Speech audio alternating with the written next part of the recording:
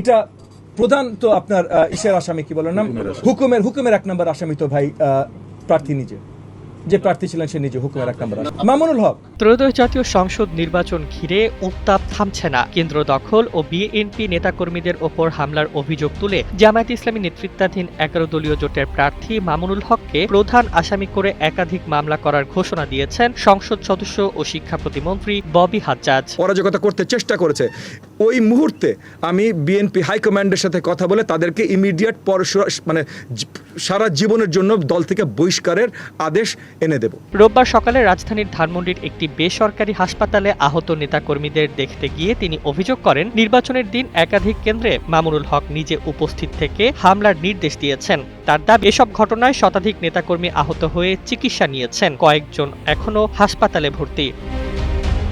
ববি হাজ্জাজ বলেন, নির্বাচনে জয়ের আগে বহু চড়াই উতরাই পেরোতে হয়েছে। প্রতিপক্ষ কেন্দ্র দখলের চেষ্টা করেছে। এই হামলা আমরা আইনের বাইরে যেতে দেব না। প্রত্যেক আহত কর্মীর বিষয়ে আইনি ব্যবস্থা নেওয়া হবে।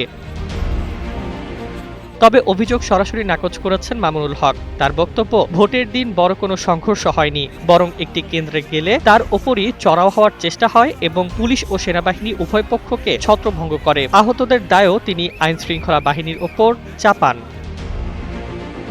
নির্বাচনের পর ফল ঘোষণার মধ্যেই পাল্টাপাল্টি অভিযোগ ও মামলার ঘোষণায় রাজনৈতিক অঙ্গনে নতুন করে উত্তেজনা ছড়িয়েছে।